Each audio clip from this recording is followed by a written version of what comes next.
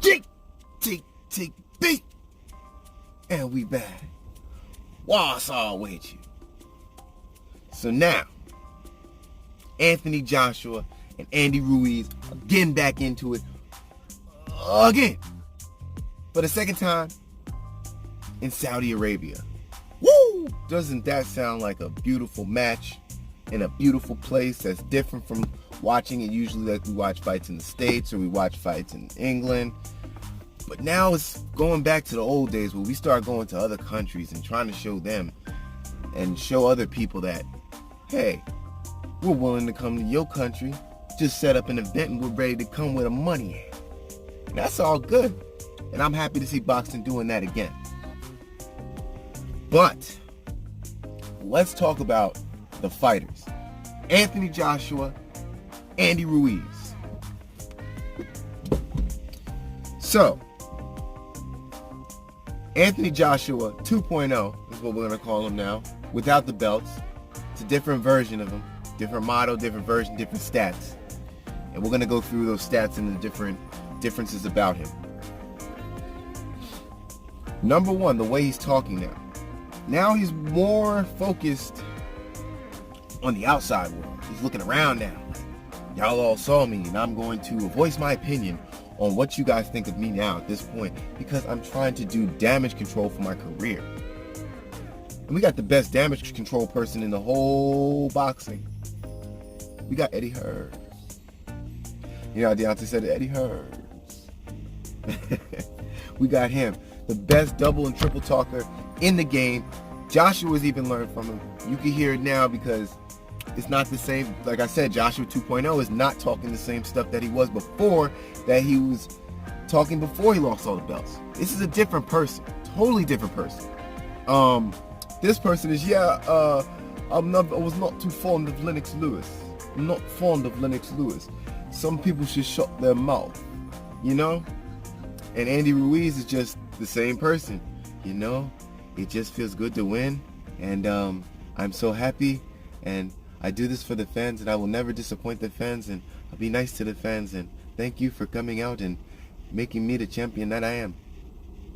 And it's the same thing, but this whole Anthony Joshua, you know, it was so weird though. Like, remember after the fight, I'm in New York City, come out here, I'm in New York, you know, I'm playing with the locals, and all of that, and I'm like, what? What? Why you even, you know, I'm not as mad as you think I am about the fight. It's not as bad as you think it is. And it's like, wait, what? And then, you know, the people on the streets was even like, yo, bro, you should have beat that fat motherfucker.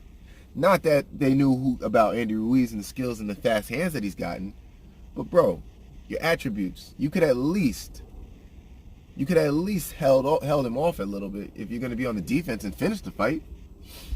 You know, and then maybe come back with a flurry near the end of the last two championship rounds and try to knock him out, you know.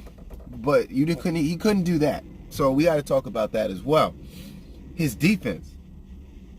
For him to let a smaller fighter come in, all right, and do as much damage as he did without defending. And defending doesn't mean put your hands up or stay.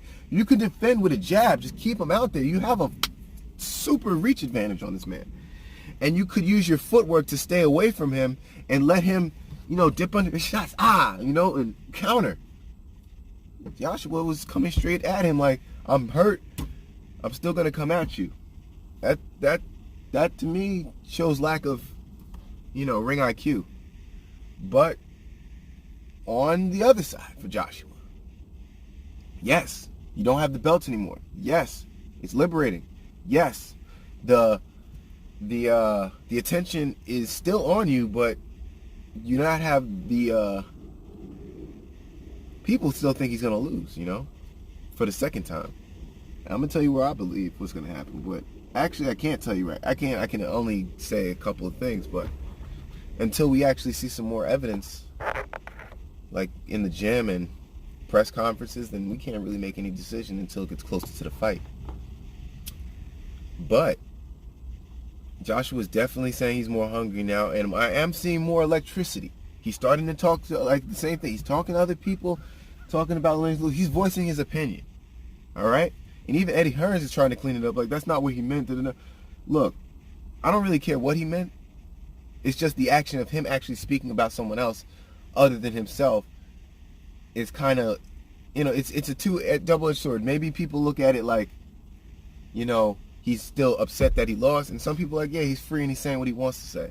I think it's a little bit of both. Because, you can never have one thing 100% and one thing the other. But guys, comment. Let me know what you guys think about this fight. Because I also learn from you guys. So it's not like I just learn from what I see. I learn from you guys. Because a lot of you guys got knowledge just like me. So let's get on the ball and let's figure this out.